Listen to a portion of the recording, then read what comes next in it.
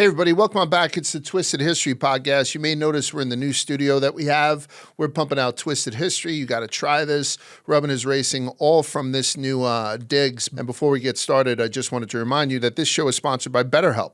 Shorter days don't have to be so dismal. It's time to reach out and check in with those you care about and to remind ourselves that we're not alone. As seasons change and days grow darker sooner, it can be a tough time for many. This November, BetterHelp is encouraging everyone to reach out, check in on friends, reconnect with loved ones, and remind the people in your life that you're always there.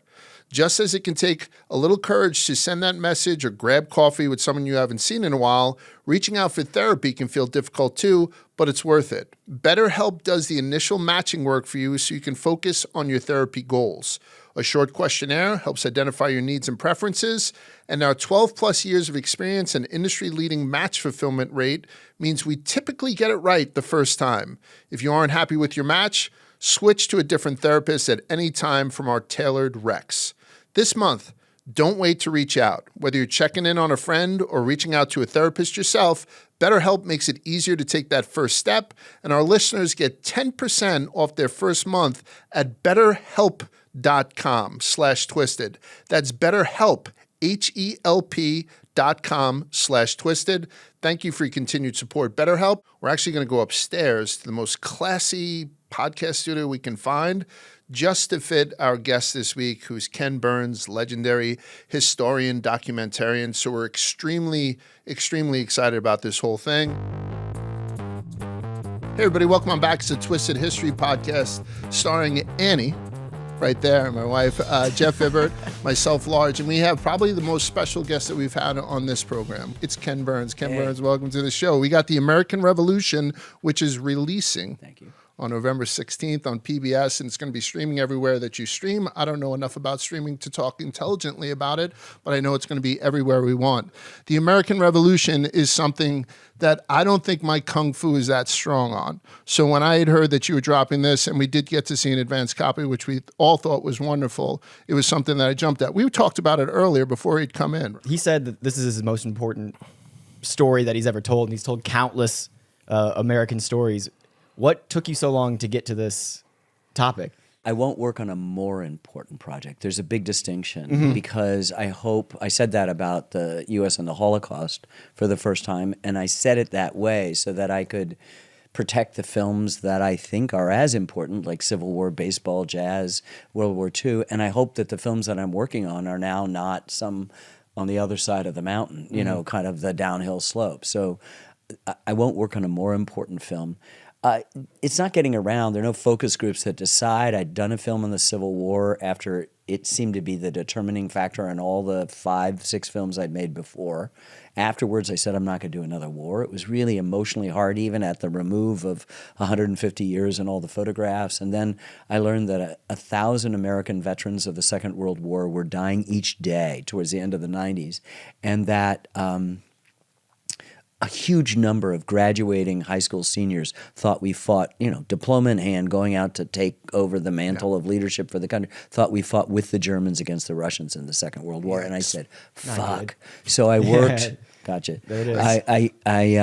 I worked with our team for 7.5 years to do a series, and before the ink was dry on that, I said, we're doing Vietnam. And when I was in the last bit of editing in December of 2015 for a 10-part, 18-hour film on the history of the Vietnam War that would come out in the fall of 2017, I remember looking at a map of the Ia Drang Valley that we'd created, kind of a 3D map, and we're moving through it. That's in the Central Highlands of South Vietnam.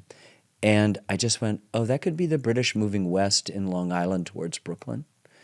And then I looked up and I said, we're doing the revolution next. So it's not about a kind of mental calculation. It's a kind of emotional or gut response to the curiosity about a subject. Now, one of the reasons why you might not get around to it is because it has a daunting set of challenges. Unlike Vietnam, World War II, and the Civil War, there are no photographs or newsreels. And those people now are sort of encrusted with the barnacles of sentimentality. We just want to say it's a bunch of smart guys in Philadelphia thinking great thoughts, boom, done, no more stuff. But it's this bloody, bloody revolution. It's a bloody civil war, and it's a global war. And we had to figure out, I had to get over an aversion to reenactments and say, well, I don't have to reenact the battle. I can film reenactors for 5 or 6 years in every uniform at every time of day and year, and to accumulate a kind of critical mass of images so that we can meld them with the paintings, the drawings, the documents, the maps of the period, the maps that we make, the commentary of scholars, the third-person narration that we spend 10 years working on and refining and getting right and making sure we've got 2, 3, 4 sources. Nobody fact checks like that. And to try to get it right, but also it's the 400 first-person voices, not just of the top-down people that we can help to remove the opacity of the boldface names, but to introduce you to scores, literally scores of people that I'd never heard of, fairly confident you've never heard of, that fill out that picture. And among them is Baron von Steuben, who is presumed to be gay, and just like in any other thing, when you come across something, you say it. One of Duke Ellington, our greatest composer's most important collaborator, is Billy Strayhorn, who is gay and was gay and is, we're umpires calling balls and strikes. Whatever it is, it is. Does Washington, is he the person most responsible for our country? Yes. Is he a flawed human being? Yes. Does he make rash decisions? Yeah. And at Kips Bay, he rides out and is almost killed, and his aides are grabbing the reins of the horses. The same thing happens at Princeton. An aide covers his eyes at Monmouth in New Jersey. He stops a retreat cold just by his presence. He's also makes, particularly in Long Island, the biggest battle of the American Revolution, he makes an incredibly bad blunder where he leaves his left flank unprotected, does the same thing a little while later at Brandywine in Pennsylvania, and yet he's the most important. He knows how to inspire people in the dead of night. He knows how to convince people from Georgia and New Hampshire that they're Americans, not from these separate countries that they've been so far, separate colonies. He knows how to defer to Congress. He knows how to pick subordinate talent without any sort of jealousy or worry that they might outshine him, and some do at times.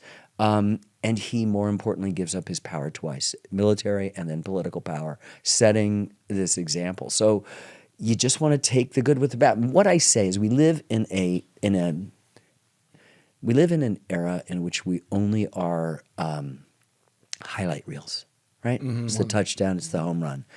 Babe Ruth struck out more times than he hit home runs.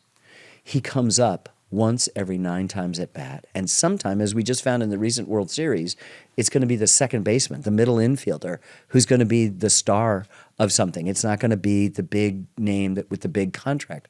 And so you can approach history that way too. You just take it all in. And so we're not showing the highlight reel. We're showing you the complete at-bat, the complete series and history of at-bats of that person. Yeah, I normally think of it as a highlight reel and the black and white where it's like Americans, good guys versus the British, the bad guys. But you just said it in your answer there, kind of changed my way of thinking. It was a civil war where it was brother versus brother, neighbor versus neighbor. So loyalists, the loyalists, you have to ask yourself if you're at all reasonably curious as you watch this film, you got to ask, and I think it's one hell of a great story that's just not told. People go, oh, Lexington, crossing the Delaware, Yorktown, boom, done. There are 40 battles, and they're incredible social transformation, and the colonies are incredibly diverse. You'd be in Philadelphia, and there are lots of different Indian nations, lots of different dress, lots of different languages. There are free and enslaved black people speaking African languages as well as American. There are women, there's French, there's Spanish. I mean, it's like unbelievable scene. It's like the bar at Tatooine and the first Star Wars, or what I call, this old guy calls the first Star Wars, number 4 for all of you people born after me. It's a great story, and so the question would be, would I have been a loyalist? I mean, it's not unreasonable to say, Jesus, the British constitutional monarchy is responsible for my health, my education, my literacy, my property. I've been able to come over here, and though my family in England or Wales or Scotland or Ireland worked the same piece of land for somebody else for 1,000 years, I now own land. I started my own business.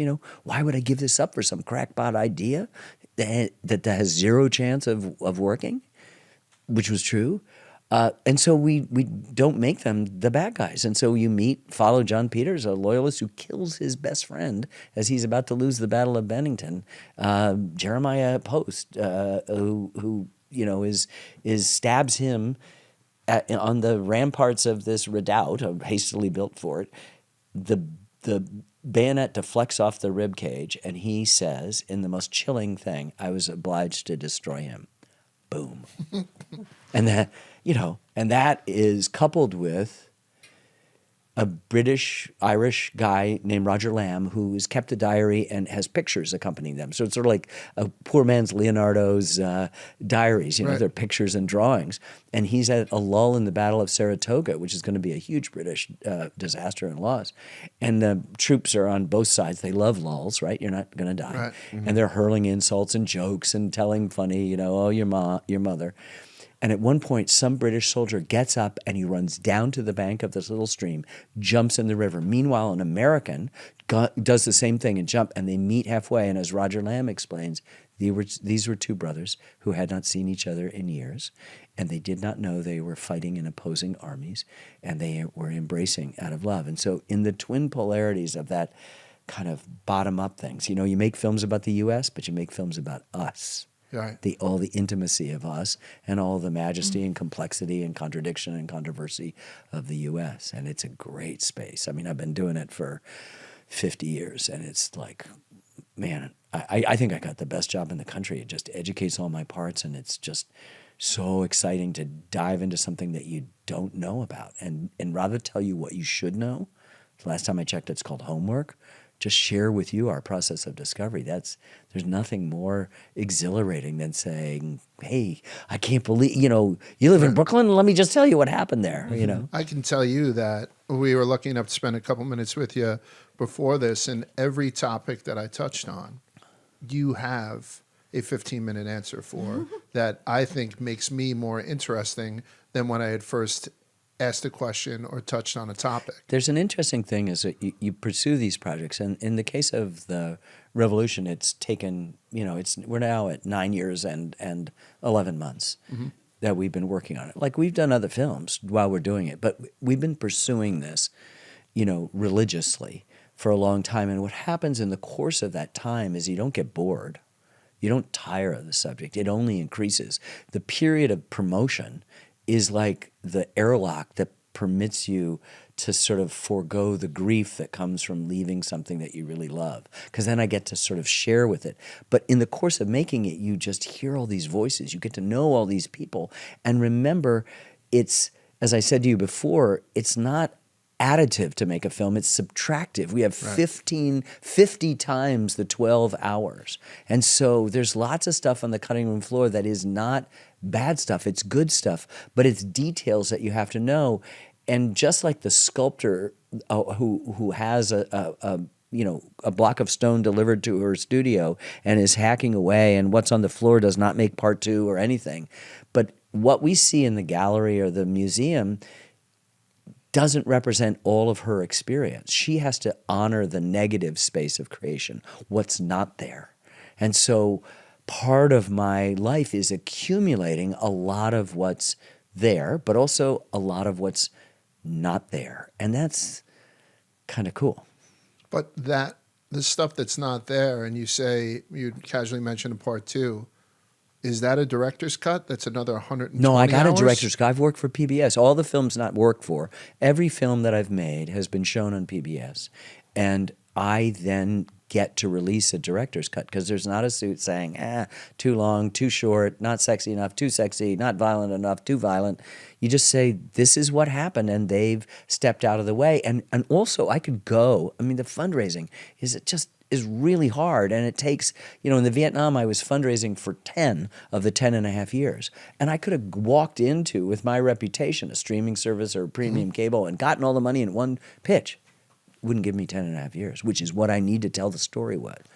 And they would say I needed a year and a half or a year or whatever. And that's the difference. Like none of the films I could have made, from the first called Brooklyn Bridge that took me 5.5 years because I looked 12 years old and I was selling people the Brooklyn Bridge and they said, Right. ha ha ha, this child tried to sell me the Brooklyn get Bridge. that. I'll tell I get you, that. I'll tell you Brooklyn stories that'll blow your mind. Meet Esposito, the Democratic boss of Brooklyn, called me up to his office, second or third floor on Montague Street, and says, "This is my bridge, and what if you're going to do a film, I've got to have it." And he hands me an envelope. I think it has cash in it. It actually has a check from the Kings County Democratic Committee to help underwrite this film on the Brooklyn Bridge. This is a man who died in prison, right, from political corruption. Right. I have stories like that all up and down making every film. That is so amazing. Does anyone ever threaten to kidnap you, chain you up in a basement, and just basically use you as a vehicle to be interested in? Like, Oh, be it's like, called honey, you go wash. called podcasts. Yeah, honey, you There's wash the dishes. I'm gonna 340 go million down. podcasts, Right. 340.1 million podcasts, and I've done half of them. And it's basically, it's not always a basement, but you're certainly tied down for a long time, and people are just sucking you dry Right. of But this is your information that favorite. you've had. But this is my Twisted favorite. History is by Right. far your Well, favorite. you twisted my arm. Yes. Yeah, it was on the wish list. We got. You had mentioned earlier about the integrity. You had mentioned earlier about the integrity of historians or storytelling.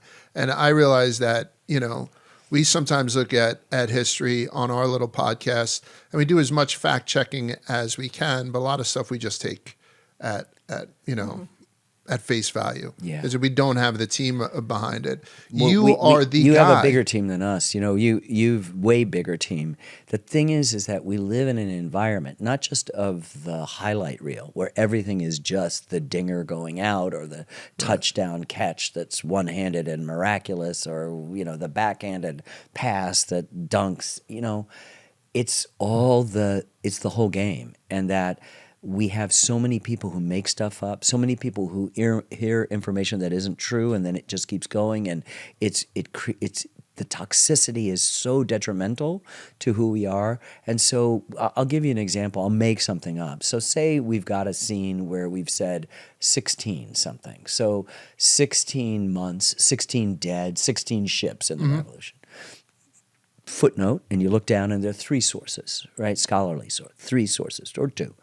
And then you read something later on after you've finished, you've locked the film, the narrator's gone back. My voice is the scratch narrator. We replace it in this case with Peter Coyote, who's great. Awesome. I adore. He's just like I love that he understands me, who I am deep inside, and if he gets to take 3 and haven't hit it, and he reads it cold, he doesn't read it in advance. We're not reading to picture, we're reading for meaning. He will tell me, what music do you hear? Meaning, how would I do it? And I press the talkback button in the studio, and I say it the best. He goes, oh, okay. And then he gives it to you great. But he's gone, and we suddenly hear it may not be 16, right? So from one person, and it seems reliable enough, and we stay up at night. So we go and we do a word search of all the things that Peter has read, both in and out of the film. For this particular film, we find a perhaps. We copy it and import it and say, cut it in, Frankenbite it, we call perhaps 16. And then we go, whew, we can sleep. Now that, I swear to God, that is the level that we're working at. Will we have made a mistake in this? I'm sure. But it's so interesting to be attentive to those details in a world that says, oh okay, so yeah, this person did this. And you go, actually, they didn't. Does that frustrate the hell out of you? Because even from my limited knowledge of Napoleon, and we've done some stuff with him on the show, and then I go see a big picture, like the Napoleon picture, and right away I see that didn't happen, that didn't happen, that one. And it frustrates me to a degree. I can't imagine that doesn't get your Irish up. No. Here's the reason why. Why? First of all, we have a First Amendment, no establishment of religion. That's the first thing. The third thing is freedom to redress your grievances. And the middle one is freedom of the press, right? Free speech.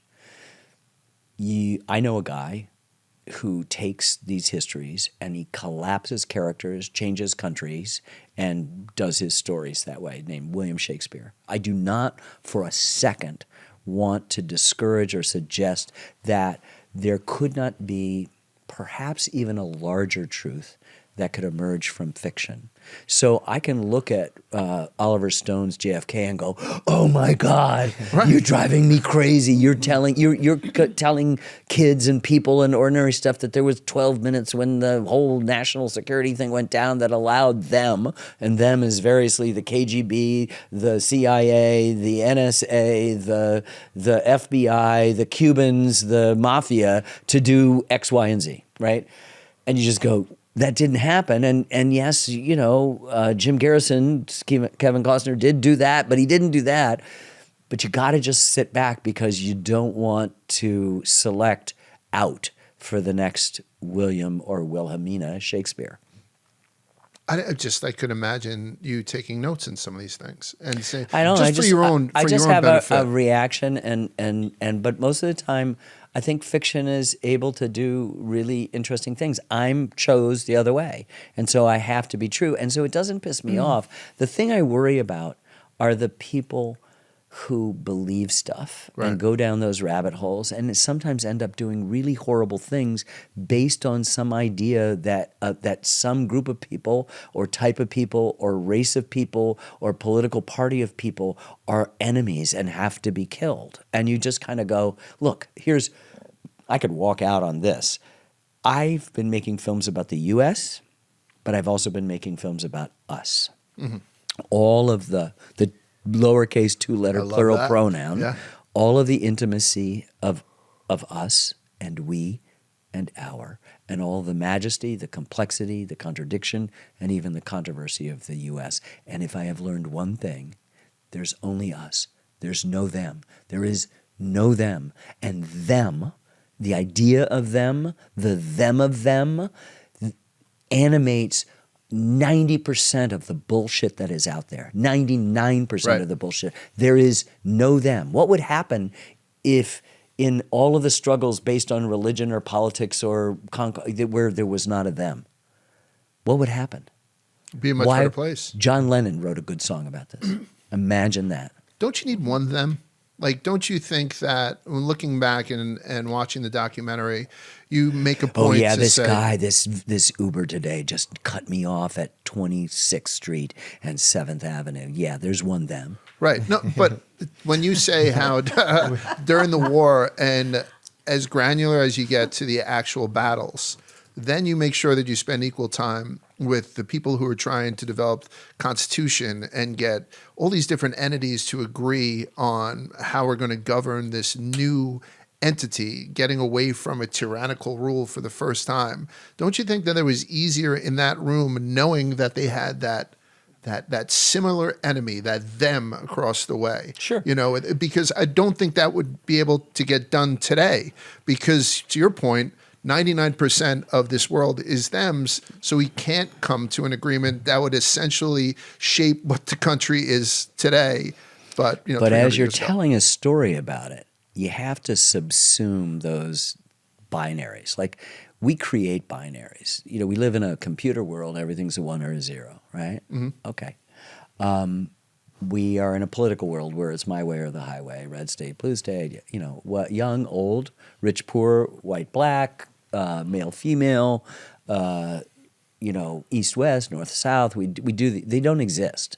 Nature doesn't have these binaries, and that's the perfect example that surrounds us that we can riff off. So, yes, part of telling a good story is understanding these dialectics and these dynamics and the false binaries that we make, but anything that has art in it is the reconciling thing. Like, if you build a bridge or a building, 1 and 1 always has, or an airplane, 1 and 1 always has to equal 2, right? Otherwise, the whole project doesn't work.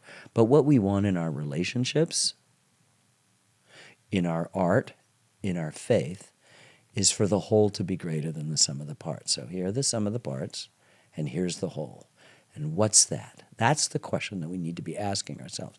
And none of that has anything to do with any binary. Just doesn't have it. It's the reconciliation of these two opposing things. And to see that is the responsibility of the storyteller. So Richard Powers, a novelist right now, said the best arguments in the world, these are binaries, that's all we do is argue, right? won't change a single person's point of view. The only thing that can do that is a good story. So think about the way in which the good story could be, as I've said, like a benevolent Trojan horse that comes in not to be released at night to kill all the inhabitants of the city and to burn the city down, but to say, wow, it is true that sometimes a thing and the opposite of a thing, as Wynton Marsalis said in our jazz series, could be true at the same time. You know, we're in the binary, say, oh, you got to cancel this person because this, right? Or we don't include this because we're doing real Americans and they're not real Americans. So unless you're talking about Native Americans, I've got a problem with that, right? And as our series does, we take, this is the main thing is the American Revolution is a global war, the fourth global war for the prize of North America. So when you say the prize of North America, what do you mean? You mean the land. So you can get an A in 5th grade and 8th grade and 11th grade on your test if you say taxes and representation. It's true. Yeah. But ahead of that is land. And that land is originally occupied and still occupied to the west of the colonies by native nations that are not them. They're separate and distinct nations that the Shawnee and the Delaware are distinct as Virginians and Massachusetts, or maybe Massachusetts folks, or maybe it's French and Prussians, right? So if you can create a circumstance in which you can say not just them, but understand the Cherokee are a hell of a lot different than the Iroquois Confederacy that says Seneca and Cayuga and Onondaga and Tuscarora and Oneida and Mohawk. It's really important for me to know those 6 nations that created this thing called the Haudenosaunee, often called the Iroquois Confederacy, that so impressed Benjamin Franklin that he said, they have a union. Why can't we have a union of our colonies? 20 years before the Revolution. And he gets people together. He draws a cartoon of a snake cut up, and under it is the dire warning, join or die. And he gets people to come to Albany, and 7 of the 13 colonies vote unanimously for his plan of union. We've already been told by Conasatego, the spokesman for the Haudenosaunee, the 6 nations, that never fall out with one another. The union is the most important thing.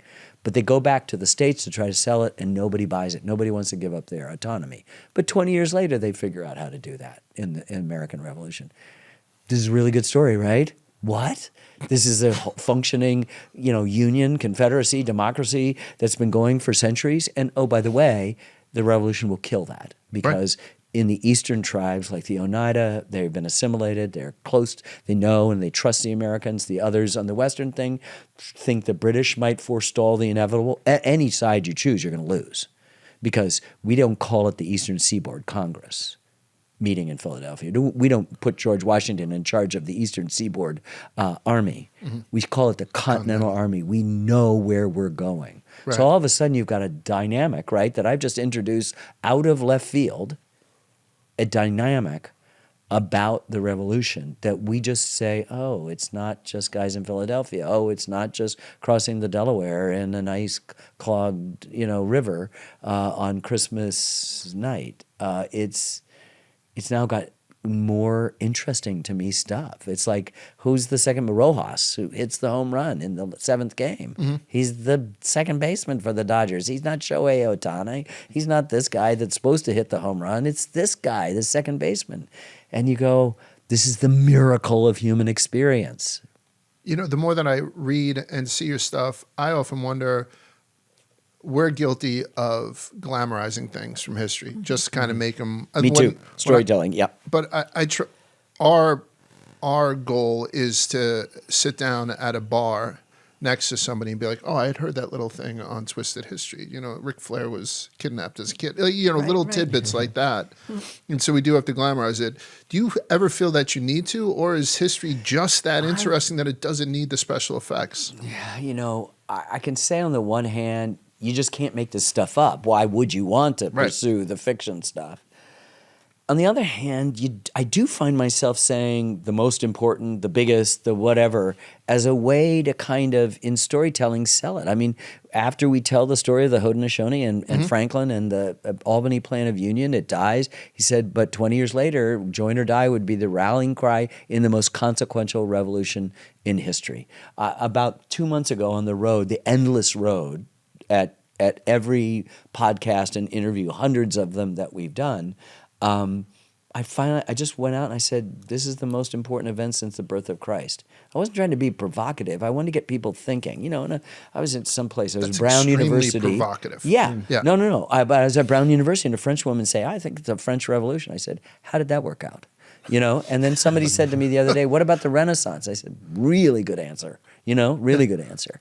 And then you can offer other things. So like we have a bias to Occidental, as it used to be called, culture, Western culture, you know, and there are flourishing Muslim regimes where the highest stuff going on in religious thinking, in philosophy, in ethics, in history, in science, in astronomy, in mathematics is happening in what we in Persia, in what we're now calling Iraq and Iran. And that's the center of world civilization, and the Western world is in the Dark Ages, right? I mean, it's not called Dark Ages, you know, for the wrong reasons. So I think that part of this superlatives or maybe overselling is a way to just grab attention in a world that is so filled with this stuff. And I just feel like then my responsibility is to go back and literally our responsibility, these are not made alone, to go back and try to justify the use of that superlative. Is there a part of history that you find boring where you just kind of roll your eyes and go, I don't want to look into this or talk about this? So, no. You know, my pat answer is that if I were given 1,000 years to live, and I will not be given 1,000 years to live, and it creates a certain amount of urgency at age 72, I wouldn't run out of topics in American history. I've done one non-American topic with my daughter Sarah and my son-in-law David McMahon, and they're one of our producing teams, and we did, you know, the Central Park Five and a biography of Jackie Robinson and a 4-part biography of Muhammad Ali, and then we did Leonardo da Vinci, and now we're working on a history of Reconstruction called Emancipation to Exodus, and a couple of other projects going forward on Obama, on Martin Luther King, and so, you know, we did do that, and it was sort of kind of wonderful and refreshing. Somebody was trying to convince me to consider it, and I refused to. And then Sarah and Dave said, "Why?" And I went, "Okay, why?" And you know, he's arguably the most important person of the last 100 millennia. You know, there you go. I don't know what it would be. I assume that you could conceivably make a series on vacuum cleaners that wouldn't suck. Yeah. Well, you want the vacuum cleaners to suck, but you don't want the film on vacuum cleaners to suck. Sorry. You know, when you were talking about telling stories versus, you know, the binary, not to be morbid, but it kind of reminds me of a headstone. It's the dash in between that has all the substance. Like the numbers are on both sides, but it's that little dash right there in the middle that is so profoundly true. That is as beautiful a statement as I've ever had. I was at last Sunday or Sunday before. Cancel the divorce. Oh, You're back on great. for a couple. No. I want the divorce to happen now. Yeah, I know. That By just, the way, the cameras are off. He was moving in too, by the way. Go ahead. But it just reminds me, like you're saying binary, and I'm thinking numbers, and you know, it's the storytelling, the art, So I live in New England, and in the spring, when the water is cold and the air is getting warmer, it forms this cotton blanket over the rivers. It's so gorgeous. And in the fall, where the water is warm but the air is getting cold, it does the same thing. And there's something ineffable in what takes place between air and water that's manifested by that. That's your dash. That's exactly what we're after. That's the sum of the parts, and that's the whole. And so that dash is right in there. And that's the whole game is that dash. I'm stealing that from you. I'm going to beat it to death. I'm sure You're going to hear it on 100 other podcasts before you're done. You go, what did I do? History is your favorite, right? Yeah. Well, we already know that. We're lucky enough that the small group of people that consider themselves fans of this show often write into us and say... Wait, small group of people? Yeah, but... They keep telling me that millions of people listen to this and small that. but proud. This is why I have to do it. Yeah, comparatively. But they say that even though they hated history as kids, it was their least favorite subject, they love hearing history now, either through podcasts like ours and documentaries like yours.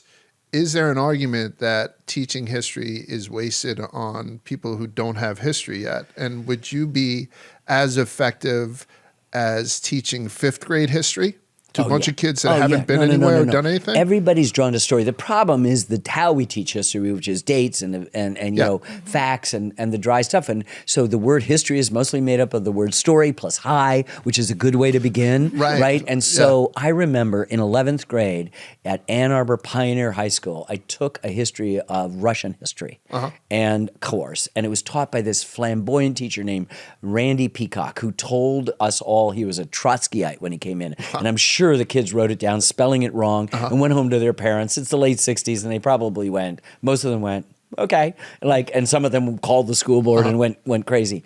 But he said, all right, this is going to be a course from the Tsar freeing the serfs, which he did before the Emancipation Proclamation, I think it's 1861, up to the Russian Revolution. So it's like, you're sort of kind of missing a lot of the stuff, but it's really great and so interesting, period. And he said, but today, the opening day, I'm just going to tell you about Rasputin, who he was and how he died. And like, he was stabbed, he was shot, he was poisoned, they dumped him in the river. He was still trying to get through the ice. Even the girls in the back row who were painting, I'm not painting, but with their pencil drawing horses' heads all day, and that's all they do in every class. I mean, I think this is a thing that's been lost forever. But you know, I tell people of a certain age, and they go, "Oh yeah, the girls that consciously sit in the back so they can draw pictures of horses' heads because they're just waiting for the moment Tuesday and Thursday where after school their mom picks them up and they go riding, and that's the whole thing, and it's great. And I don't begrudge them. They had put their pencils down and were going." You have to tell it like it's a Friday night party. You have to tell, and everybody in the class, including me, I can just remember his descriptions of that first class, you know, and I forever revere the name of Randy Peacock. Now, Dad, his widow wrote to me just saying how happy he was that for 20 years while he still lived, I would refer to him as this great inspirational figure in my life for having gone. I had always liked history, and I always was the weird kid that wasn't reading novels like my brother, but I was reading encyclopedias, and the map above my bed was the you know, all the Native American tribes along with the political boundaries, kind of faint boundaries of the states that would occupy the 48 contiguous states. So it's how you do it, right? And that's what you guys do too. I mean, we're in the business of trying to say, Harry Truman said, David McCullough told me this, the late historian said, Harry Truman said that the only thing that's really new is the history you don't know. Now, most people presume from experience that there is nothing relevant about history. It's like now and what's going to happen 2 minutes from now, right? And so you do that at a peril. If you don't know where you've been, you can't possibly know where you are and where you're going. And so history is hugely important. It is the single greatest teacher. It's just we have to now remind people of what it is. And starting with stories is really great. I mean, when John Peters kills his best friend growing up, Jeremiah Post, that's a big moment. And people sit up and go, whoa, that's the revolution too? And he's a loyalist and you're following him and we don't judge. He ends up in Nova Scotia. He's not sticking around. He is loyal to his sovereign. What is this stuff? This is crazy. So would you be upset then if the average high school teacher, we happen to have a very good history teacher in our local school system, Mike Troy. Mike Troy does a very good job with it, so shout out because he should get some recognition. But should history teachers who maybe aren't that good, should they wheel out the old TV like they used to? They do. During a thing? And they do. Put they you do. on for 12 hours? One of the great things about PBS is that most broadcast television, now I understand that there's streaming, but most broadcast television is skywriting. The first breeze and it's gone. But PBS knows how to reach every classroom. So my Civil War series that came out in September of 1990, do the math, it's a little bit over 35 years, is being shown, as we are talking today, this is a school day in the United States. It's being shown hundreds of times. Not the whole thing, but a little piece here and a little piece there. It holds and up. yesterday, it was shown, and Wednesday it was shown. It won't be shown tomorrow because tomorrow is Saturday and people will not be in school. but that's really satisfying to me. Must be. And that when I first came out, you could go on a college campus. No kid knew me from Adam. Now kids come up to me. Oh yeah, we watch your stuff all the time. I edit my my vacations and my the bat mitzvah or the birthday party with the Ken Burns effect. That's been in every Mac computer since January of 2003. And I had visited Steve Jobs in December of 2002. And he just said, he's showing me this stuff and I'm a Luddite. And I just said, oh, cool, And he goes, but we'd like to keep the working title. And I said, what is it? He goes, Ken Burns effect. I said, I don't do commercial endorsements. And he goes, what? And so we ended up becoming really good friends. I'd stay at his house until he died when I was in Silicon Valley. And the quid pro quo was I just walked out of his office after about an hour. He was incredulous until I explained, that I felt that there was an integrity to this process. But if Apple was willing to give a lot of software and hardware that I could give away to nonprofits, I was cool with that. How did the Ken Burns effect become a thing? Was it just... It's basically what the way Apple applies it is a rather simplified version, a kind of panning and zooming thing. I have always treated an old photograph as if it was the feature filmmaker's master shot. That is to say, it's alive. Mm-hmm. And it has within it the possibilities of what we call a long shot, a medium shot, a close shot, a tilt, a pan, a reveal, and insert of details. And I don't just look at it and energetically explore the surface, the landscape of that, but I want to will it alive so there's an oral dimension too. Is the bat cracking? Is the crowd cheering? Is the cannon firing? Are the bayonets clashing? Are the troops tramping? Is that horse whinnying? Are the leaves doing that? And so if you look at the Revolution film, there are battle scenes in which we literally have hundreds of effects. We have as complicated a sound effects track as a feature film. And if you're in a really good system with speakers and subwoofers and stuff like that, it'll scare the shit out of you. Bullets go past your head. Right. The ground will shake when cannons fly. And I've been in a few screenings where we were in Camden, New Jersey, of all places, across the river from Philadelphia, showing to a few thousand people a clip reel of 50 things. It's like 3 or 4 weeks ago. And I'd introduced the clip reel, and then I was going to take a seat in the front row with my co-producers, co-directors, Sarah Botstein and David Schmidt, and other of the team and folks that we're traveling with. And as the first cannon went off, I was still on the stage. The stage, which was wood, shook. So I pulled up a folding chair just inside the curtain so I couldn't be seen by the audience. Didn't have the greatest view of the thing, but I'd seen it 100 times. But I sat there and just let the cannonballs reverberate in my chest and the bullets whiz by, and I was a pig in shit. I bet. Can you, as a filmmaker, then... But first, let's hear a little message from SimpliSafe. Is your home actually safe if you have old school home security? Traditionally, security systems respond after someone breaks in. SimpliSafe is different because it can stop crimes before they happen with its Active Guard outdoor protection. AI-powered cameras detect threats while they are outside of your home and alerts real security agents.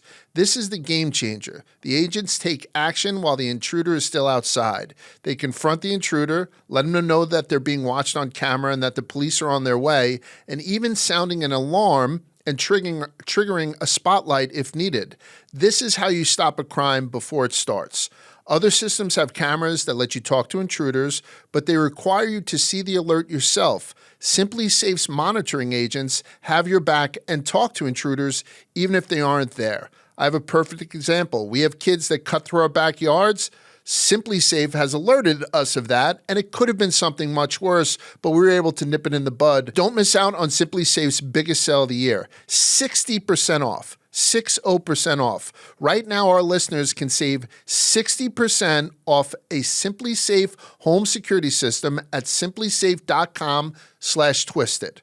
That's SimpliSafe.com/twisted. There's no safe like SimpliSafe. And let's go back to Ken Burns. So that Ken Burns effect, does that affect the way that you walk around a museum? Because I see you take a piece of artwork and, like you say, all the different shots. Oh, that's I don't know if you could do that really like Guernica, but you can certainly do it with anything that's more realistic. That's a great question. Right from sunflowers on down.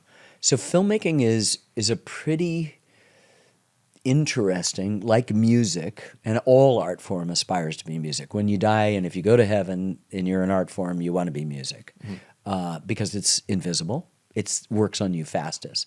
But just as the musician controls the tempo, like I can pause at a photograph or a painting in a museum for as long as I want.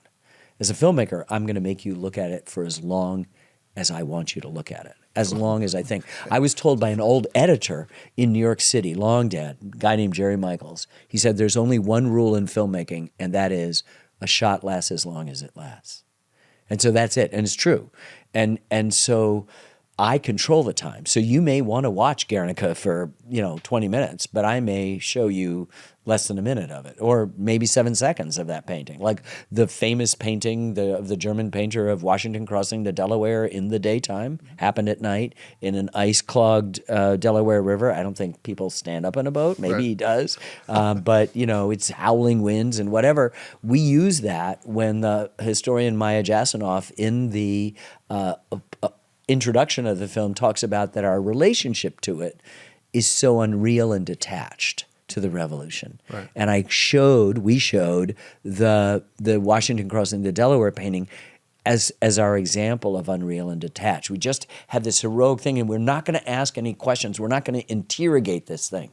So it's a very interesting thing. I know of experiences where I have rushed through. One of my favorite museums is the Musée d'Orsay in Paris, and I rush to up to the top floor, just to the Impressionist galleries and 5th or 6th floor, and I can walk through the rooms very quickly. I know the Cézannes, I know the Renoirs, I know the Degas, and I even the minor, Utrios, and he's not minor, he's a great painter, all of this stuff. And sometimes I'll just linger for a long time, but that's the luxury of being the digester of it rather than the creator or the collaborator with people of creating it.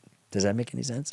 It makes a lot of sense, but you have a natural way of overwhelming, right? Like what little conversations we've had in a delightful way. And interrupting. No, not at all. No, but even when watching the documentary, Annie and I sitting down, getting our snacks ready and the whole deal, trying to watch it in broader strokes, I find myself Ethan Allen was a drunk. Benjamin Franklin's son was in prison. Like you tend to even give tidbits to everyone that it makes me hungry to learn more about. Like that's why that cutting room floor frustrates me. I want to swim on that floor. Now I want to go to the 5th floor. We had gotten engaged in Paris, so we were at that museum. I don't remember anything on the 5th floor. And now I'm remiss. I want to go back there and digest all that stuff. That's okay. Do you feel that wall of noise, bringing it back to music, like that wall of noise, just giving people as much as you can and just seeing if they can grab onto anything, throw it against the wall, see what sticks? We love a complicated story, and we also know that one viewing isn't enough. I mean, you can get it and you can walk away. You can even go, oh, this is too much for me. Most television is passive, right? Like it happens and you do it and you know the formulas. And so you're predictable, that person's going to die or they're going to figure this out, but let's figure out how they're going to figure it out. And it's the same stupid, boring way. But these are dense. These require a kind of active participation. But I meet people, from captains of industry to stay-at-home moms to kids who watch stuff like 10 times and they still find something. Like I noticed that thing like that and that interests me. It's not that we're putting in these little, what do people call them? Little, hooks? No, like little presents, little Easter eggs. Yeah, Thank you very much. They're to do that deliberately. It's just that you want to tell a complex story. It can't all necessarily be absorbed at once. And I've had people come back and said, I watched the entire Civil War series and then I listened to it again. Like I'm a painter, and so I had it on in the other room and I listened to it. It's a great radio play, and I'm going, yes, and the images are still probably 60% of it, right? Like you can hear it. I mean, in the beginning is the word. Like I didn't say that. Yes, no. But in the beginning is the word. So we are really tied to the words. My collaboration with Jeffrey Ward primarily, but also Dayton Duncan, and now my daughter and son-in-law, Sarah Burns and David McMahon. We take words and we transform them. I work on the sentences. I help, but that's the beginning. And so there's a dense literary aspect to these visual things, and yet the visual stuff is hugely always a little bit more than the what you hear. Right, because people can call you whatever they want. They can't call you superficial. Like, you know what I'm saying? Like, I want to now listen back after watching it. And I think maybe people who don't have the curiosity that the three of us have can just watch it for the surface, but it's like a little something for everyone. So that's why I think if it was wheeled into a fifth grade class, it happens. I think it would be very well received. This what is releasing, the American Revolution, which is releasing on November 12th. I just want to remind everybody. 16th. November 16th, American Revolution is releasing on PBS and all streaming platforms that you can find. I think that it would work with them, but the universality of it. We've been working with teachers who get a bum rap and who are on the front lines of all of this. You think about the Washingtons and the Lafayettes and Alexander Hamiltons. They're there. They're firing guns in anger. They're brave. But the person going over the wall at Redoubt Number 10 in Yorktown, which is the final thing, is Joseph Plum Martin and some black soldiers from Rhode Island who've been promised their freedom after the war, right? And they're the ones that go through. And Joseph Plum Martin, who we met at age 15 when he signs up a couple days after the Declaration and is blooded for the first time in the Battle of Long Island, he's now a grizzled old soldier, all of 18 or 19 years of age, and he's over the top. And he said, the man next to me took a bullet in the head and died crying out bitterly, but there was no stopping us. Right. Like, come on. Like Joseph Plum Martin, we don't have an image of Joseph Plum Martin. We have his signature when he signs up. Yeah. And yet you know him, right? Sure. And we left some writing, and so we got a good actor to read it, and it's just like, he's alive to me, and he's central, and he's the epitome of the grunt. It was so interesting. Last night I was at this big gala dinner at the Metropolitan Museum, and this guy came up, a Marine, and I don't think he even served in Iraq or Afghanistan. I mean, but he said, we love your Vietnam film because it just told the truth of what life is like. And there are grunts in that film who complain all the time about what went on, not trusting the leadership, didn't really care about the orders, just cared about the survival of your friends. We have World War II guys who've said that. There's Civil War guys that said it. I'm sure if we went back to the Greek, and did, the Ajax or one of the other things, you've got these grunts who know exactly what it's about, that they're fodder. And even Joseph Plum Martin has this thing, it's like the great generals get all the credit and we get nothing, but this doesn't happen without us. Yeah, George Washington, you were saying, couldn't have happened without him. If he would have gone down in one of these close calls, we're done. We're speaking Spanish, Dutch, English, or French. You don't think 80 years later they would have risen up again and gotten together and done something, or? I don't know. As Christopher Brown, the scholar in our film, breaks the fourth wall for the only time in the film and goes, I'm not a big fan of the great man theory of history or interpretation of history, but let's just put it this way. Without Washington's leadership, I don't know. I don't know that another Washington comes along. Another Washington does come along, Abraham Lincoln, at the right time for that particular set of events, who's tall, like Lincoln was, but Lincoln had a kind of melancholy to him and a kind of deference and a humor. Washington just projected something that permitted people to fight in the dead of night and do all these things. We're just extraordinarily lucky. At the same time, we have to acknowledge all the other aspects to him and everybody else. Nobody's in there. Heroism is not, we're always lamenting there are no heroes today, as if the presupposition was that heroism is perfection. Heroism is we inherit from the Greeks, which is actually a negotiation between an inner negotiation, sometimes a war between somebody's strengths and weaknesses.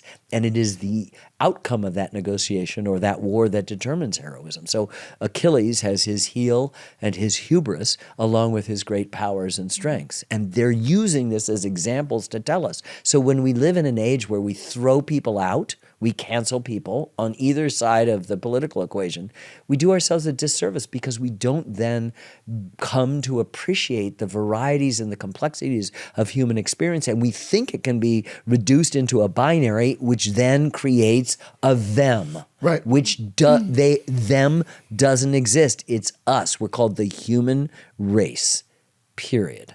Just like what we talked about in the car on the way in. Yeah. We were saying almost the same thing. I would say too, like from your perspective, you can speak so fondly of your team and what you and Sarah are doing, but let's go, it's 2025 last time I checked.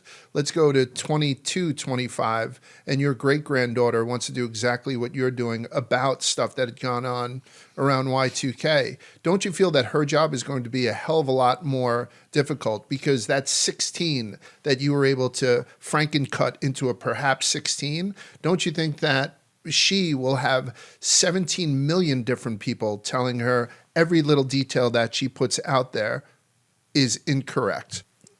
The Bible in the Old Testament says what has been done will be done again. What has been will be again. There's nothing new under the sun. That's Ecclesiastes. And that means that human nature doesn't change. And it doesn't, except when it does, like July 4th, 1776. That's really new. People are subjects before that. Few people are citizens. And there's the same quality of venality and virtue being the free electron word that is throughout our series, that we don't ever once say it, I don't think, in narration, but it's said by all sorts of people as the object of this. That's pursuit of happiness is not the acquisition of stuff, it's lifelong learning. And if you learning all your life and improving yourself in a Socratic way, know thyself, then you begin to develop the virtue and the other characteristics that would permit you to enjoy the responsibilities of citizenship. Now, this is so far remote from where we are, but the same qualities of venality and virtue are then and now and will be in 100 years when my great-granddaughter is trying to do this thing. And so it depends on who she is and whether she's able to muster the strength to be able to go against the stream of what maybe things have changed, and maybe it is easier to get out of it. Maybe people have tired of the extraordinary human psychic cost of lying all the time about everything, and that something happens. I mean, this is back to John Lennon again. Imagine that, and that's what you hold out. I'll give you an example. There's a 9-year-old kid, freed black kid from Philadelphia, Jame Forten, who hears the Declaration of Read the first time it was read out loud, and he doesn't for a second think it doesn't apply to him. Of course it applies to me. He joins the Patriot cause. He is involved in the privateering and ship stuff where you're capturing British ships and things like that, and he's captured himself. And the British captain has a son who's with him, and he says, they're the same age. If you come back to England, you can be the friend of my son. He goes, no. So he gets sent to the Jersey, which is a prison ship in the East River, which is notorious. People are dying of disease and starvation, and he survives. He's a kid. He's a teenager. And he comes back. He walks barefoot home from New York to Philadelphia when he's released. His mother has long given him up for dead. He becomes wealthy in the Merchant Marine afterwards, building sails. And he helps fund the first abolitionist newspaper by William Lloyd Garrison called The Liberator.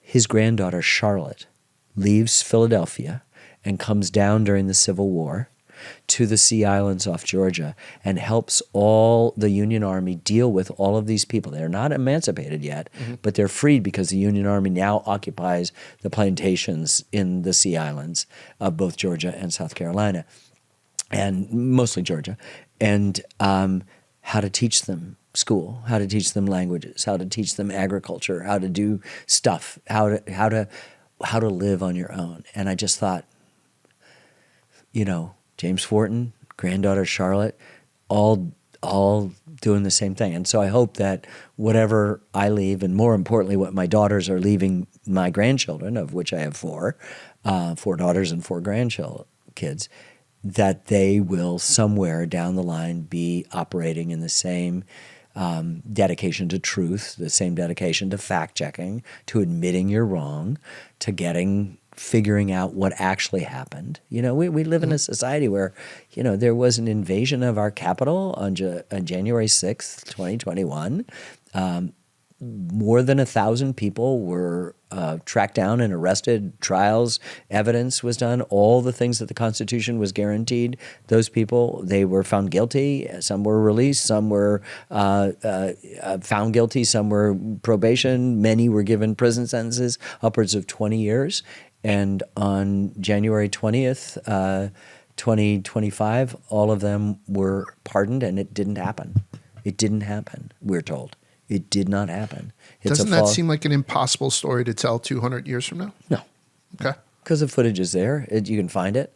And in fact, we made a film called The U.S. and the Holocaust a few films back. It came out in the fall of 2022. And we used in that last minute when we were talking at the end about the fragility of institutions, even when you think that they're rock solid, we showed, you know, we were trying to figure out where to end it when they changed the immigration laws in 1965 to make it a little bit less pernicious with the quotas that helped justify why we couldn't let Jews in during the Holocaust to our country. And then we just sort of did a mad dash in like a minute or two to the present through, you know, Nazis marching in Skokie and, you know, in the late 60s and the Tree of Life and then January 6th. And, you know, there's a guy with a T-shirt that says Camp Auschwitz on it that's attacking the thing. And apparently I learned from somebody that on the back of it said staff. So this guy wakes up in the morning that he knows he's going to rush the Capitol, and he puts on a T-shirt called Camp Auschwitz that has the word staff member on the back. And, you know, that is an important fact that we just need to just be aware. Or Charlottesville, Jews will not replace us. Jews will not replace us. And you know, apparently this is a complicated dynamic that you cannot erase, not only in American history or in the world. We can't do an episode without talking about Nazis, twisted history. It's just a fascination that I have. And then sometimes whenever I see documentaries, Germans can't get a good headline. And then I'm watching American Revolution, and all of a sudden you bring up the Hessians, who are giants who eat babies. Right? You know, like even then, it's one of those things. So let me just take the onus off Germans. So Please.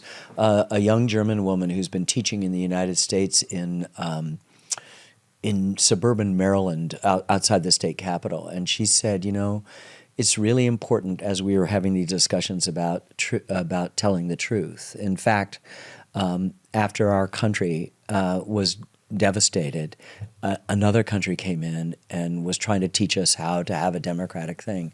And at the heart of it was education and telling everything. It was insisted that we learn everything about our past, good, bad, and otherwise, because that's the way. And that country was the United States of America. And we taught.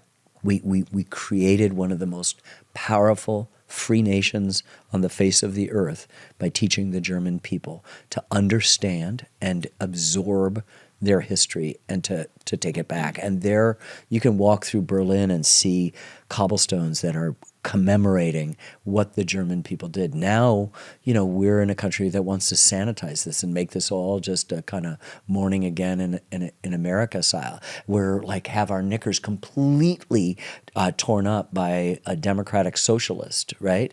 Well, most of our allies are or have been democratic socialists. And I'll just say, democratic socialists don't kill other people. National socialists do.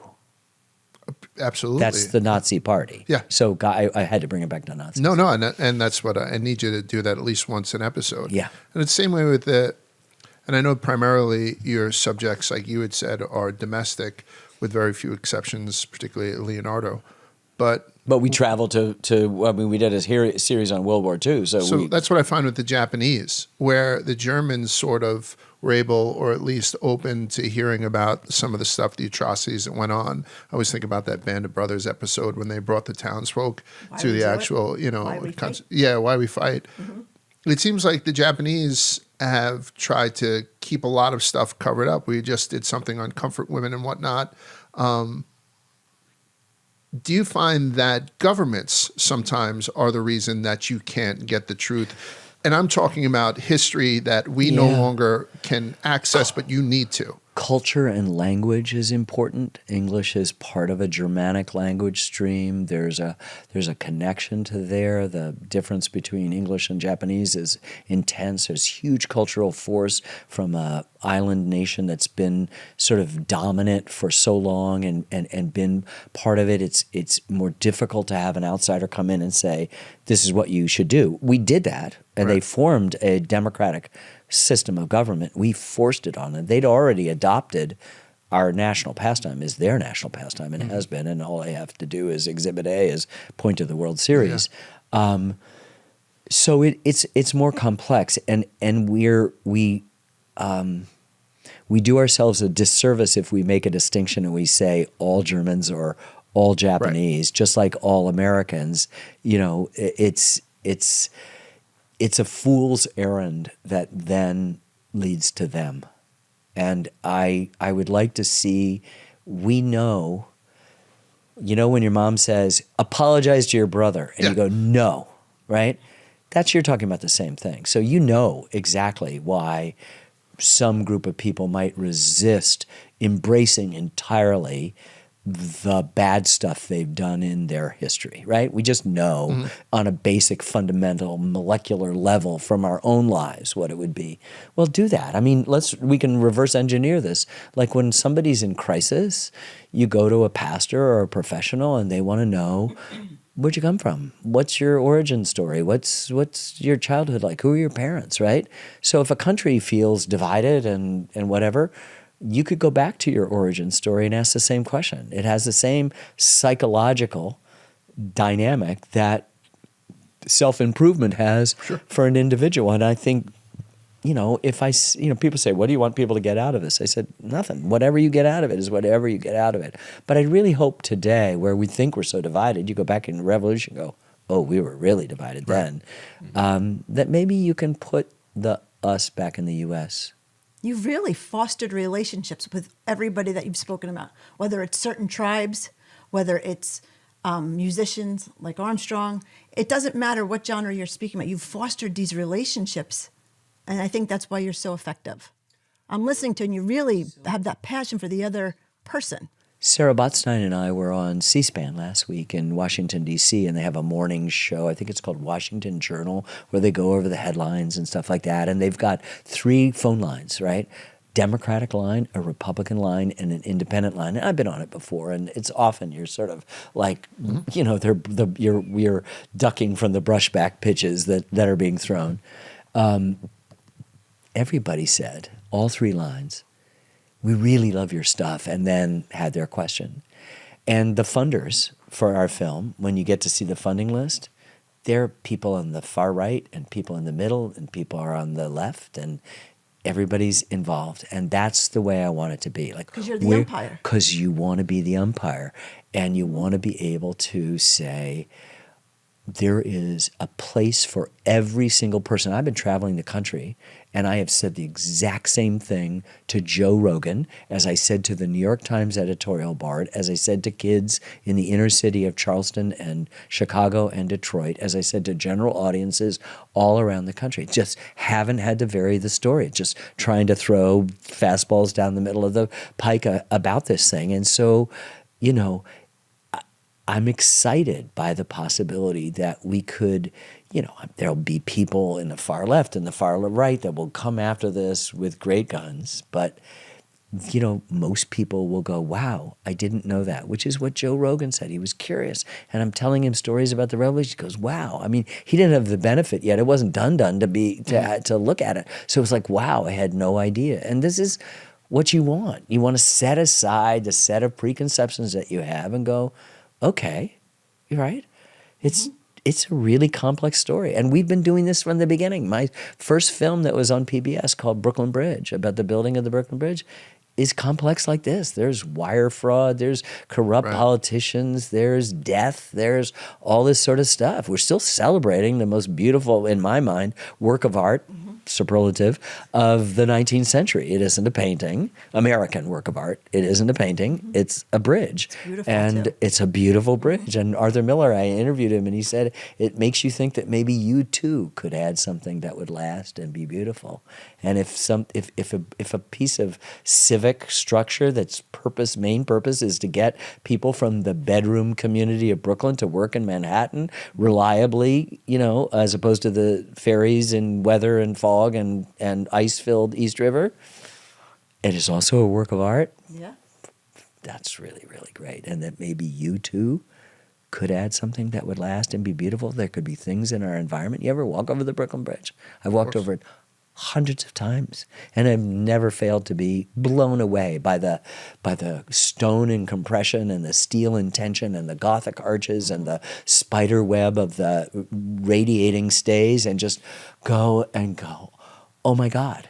Louis Mumford, the great social critic that I interviewed for the film, said, I'm not a religious person, and I have people who have transcendental experiences all the time, but I never had one. But walking across the Brooklyn Bridge, he said, I felt the power and glory of the modern world. He's talking about walking over it in the 1920s as a young man. And you just go, I had that experience. Yeah. I know what that is. It's got an elevated promenade. Who puts the people in front of the traffic, right? And it's still there, and you see all of humanity there. It's such a great work of art. I will tell you that Annie and I were still working on Wall Street during 9/11. So when we tried to get together, and she had lost her dad and her uncle and a bunch of people because they were at Windows of the World on the top. You lost family. Yes. 9. Yeah. So when we were trying to get to each other, we decided to meet on the Brooklyn side. There weren't cell phones at the time that were able to get through.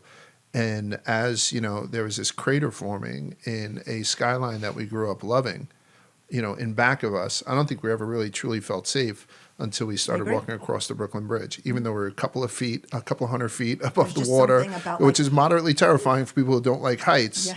But there was something like welcoming about walking across there, the Brooklyn Bridge in particular. So on top of it being just this iconic part of the skyline, it was like a life raft for us on that day. That is so beautiful. I know that, and I know lots of people. I've seen the footage of people streaming across the bridge to get away from the horror of Lower Manhattan at that time. Yeah, so and that's what makes New York a special place.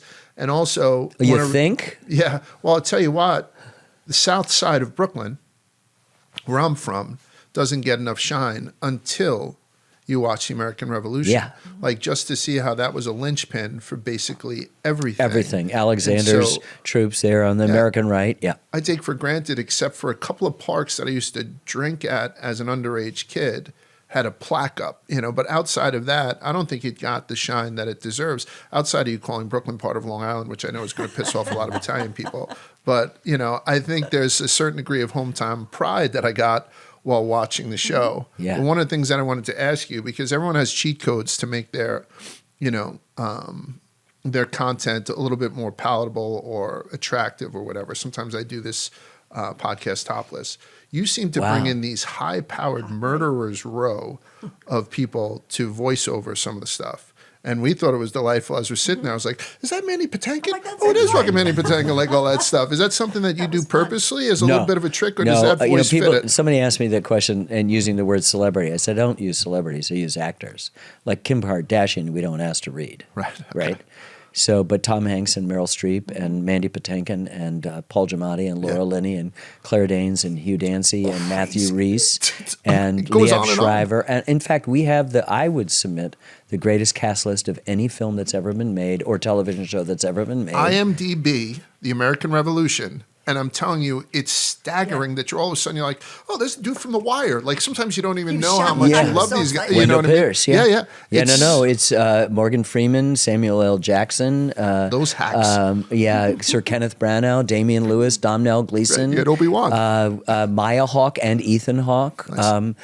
Jeff Daniels, Josh Brolin. He's George Washington. Thanos and George Washington.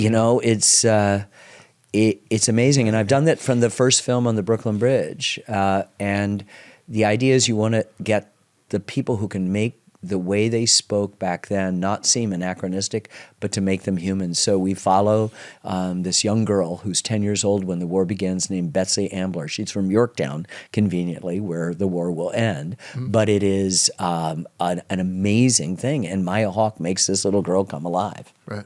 You must be impossible to buy a gift for. I don't need anything. I tell my I daughters know. that, That's what I'm saying. You must be impossible. I mean, what do you, maybe what do you quilt. need? Well, see, I do collect quilts, I know you do. but I said I was going to stop, and Like a then I special have one with somebody who your- works for me. I mean, they're all antiques, and I don't immerse myself in the information. To me, I have to parse these stories, but a quilt's like an unknown thing. It may even be signed Hannah, but you don't know if Hannah's 12 or she's Right, 18 or 28 or 88, happy, sad, whatever it is. So there are these mysteries. You just have to accept it, and of course, they're all by women who are cut out of our history entirely, except as we try to put them back into our history. I had saved all my kids' T-shirts throughout the years because I was going to make them all their own Yes. special one. And my middle son brought it to Goodwill. So I will tell you right now, it's like they had taken a lung from her. Like you're I was saving gonna all make the a time, quilt all for the each of them with jerseys and all their the stuff. Science fair shirts and their jerseys, and I had it all.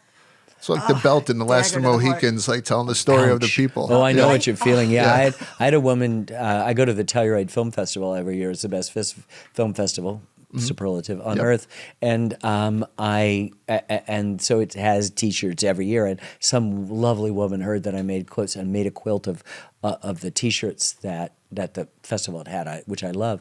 But it started when my grandmother made me a quilt from all the materials that she'd saved from World War II in the 40s and early 50s, and you'd get skirts and sweaters and jackets cool and is stuff that? like that. I still have it. That's It's in a my gift. bedroom. And That's a good then one. somewhere along the line, as I moved into my 20s, I just remember being drawn and bought a quilt, and I've now 120 quilts later. Maybe just a sewing machine. Yeah. Or sew. No, I did. After my mom died, I did take a home ec course and kind of learned how to make a duffel bag, but all of that's gone. Kind of learned how to cook.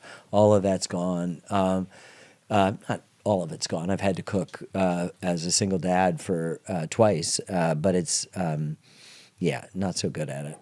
I'm not good at it either. He cooks everything. I'm a terrible cook. I can't parallel park. She can't cook.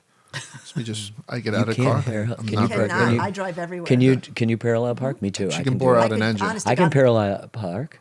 And you like green tea? I'm telling you, I don't You're- stand a chance. you are- I don't you- stand a I chance. mean- You're in big Right. trouble. Yeah.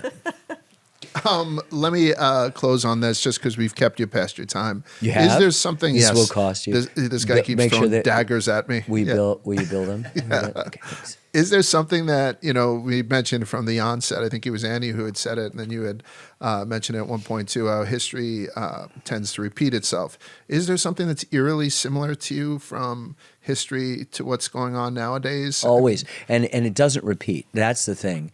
No two events have happened twice. Mark Twain is supposed to have said history doesn't repeat itself, but it rhymes. If he did, it's the perfect thing. That is cool. So at any given time, you always feel rhymes. But let me tell you, they're always changing.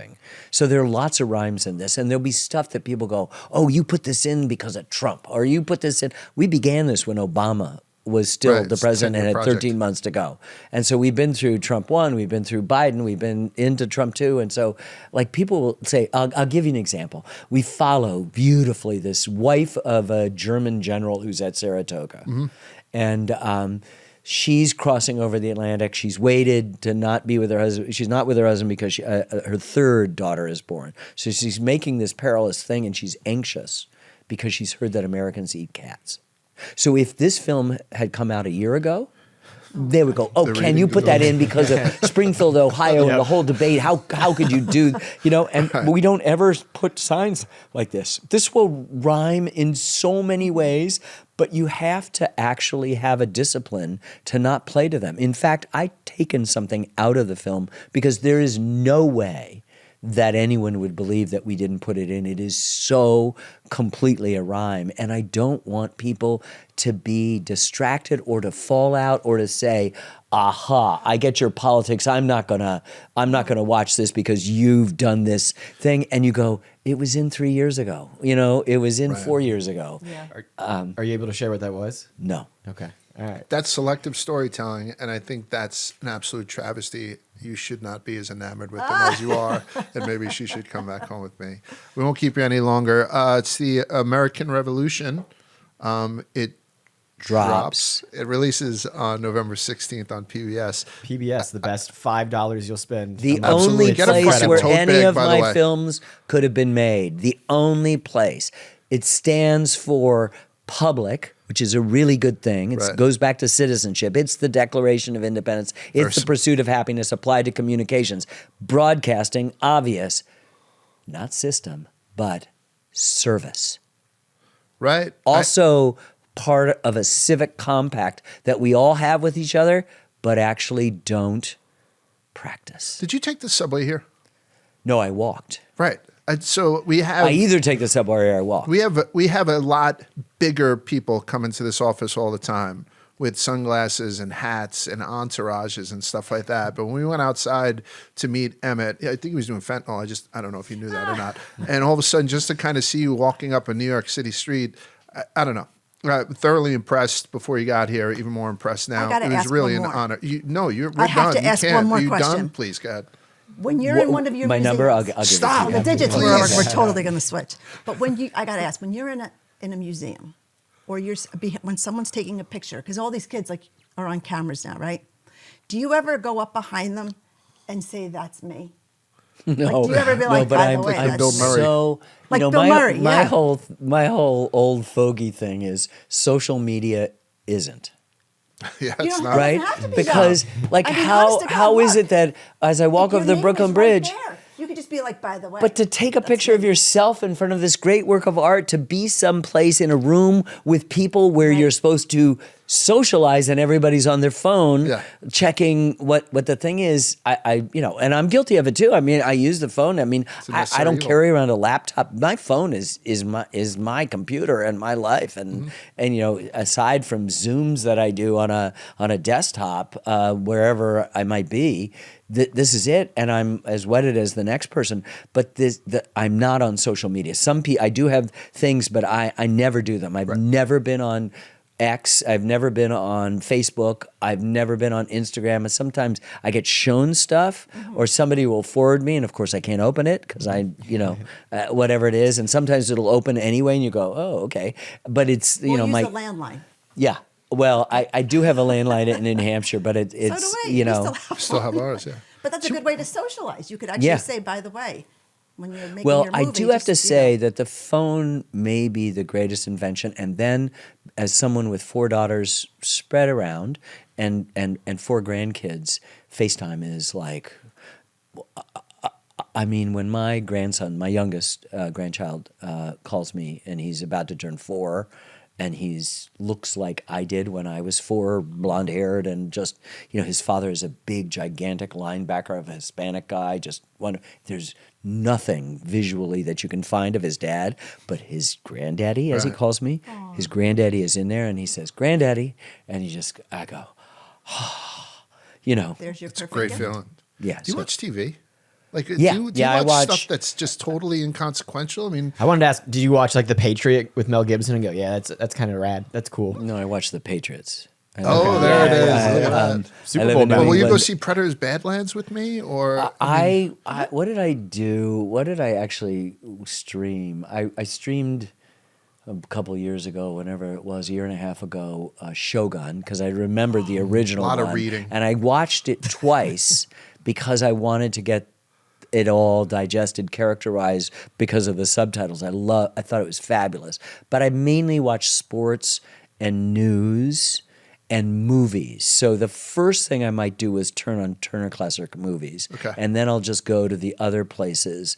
And I like movies. I like getting caught up in some French guy who got hired by Hollywood in the late 50s and did a noir that's like a noir. Right. And and you just go, it's great. Or Fritz Lang, the German expressionist who comes to Hollywood and has this period that's great. Or Luis Buñuel, the surrealist from Spanish and French surrealist, who like is one of the greatest directors, if not the greatest director, superlative, who like had a Hollywood period, and he had made Un Chien Andalou with Salvador Dali, with ants coming out of the hand, and then he does a Robinson Crusoe like 25 years later, and at one point he picks up there are ants on his hand, and you go, okay, I got the reference.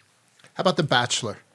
I mean, like, is there a time where you unplug and say, I just want absolute stupidity to flow over me because I had just done such deep dive, or do you not have time for that? Not only it's a waste of time, but I can get all the stupidity I want by following politics. That's true. That's absolutely true. And that's the mic drop. That's how we're going to close this. Honest to God, it's been a thrill for all three of us. Dropping the mic? We're going to drop the mic right here. We're going to release the mic. I'd like to release the mic. This was an absolute pleasure. It was my pleasure too. I'd like to say I'll be seeing you later on. It was perhaps there'll be a full release involved. Listen, Ken, it was very, very nice to meet you. Thank you. Yeah, congratulations on whatever the hell you're doing. It's Twisted History. We'll see you guys next time.